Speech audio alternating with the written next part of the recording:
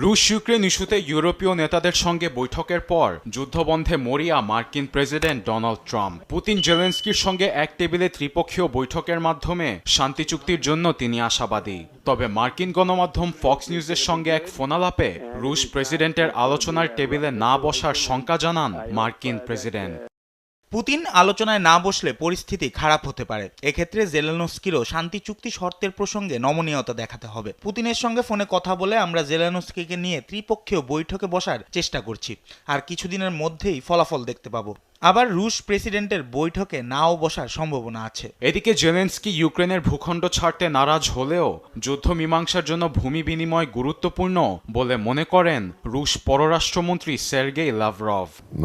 Crimea, দনবাস, নভরোসিয়া এসব অঞ্চল দখলের কথা কখনোই বলিনি, আমাদের লক্ষ্যের মধ্যেও পড়ে না। এসব অঞ্চলে শত শত বছর ধরে বসবাসকারী রুশ নাগরিকদের রক্ষার্থে আমরা প্রতিশ্রুতিবদ্ধ।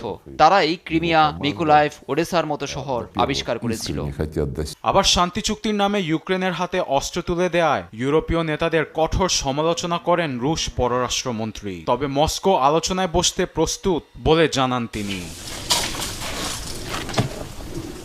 এদিকে ইউক্রেনকে নিরাপত্তা নিশ্চয়তা দিতে যুক্তরাষ্ট্র কাজ করছে বলে জানান প্রেস সেক্রেটারি ক্যারোলিন লেভিট।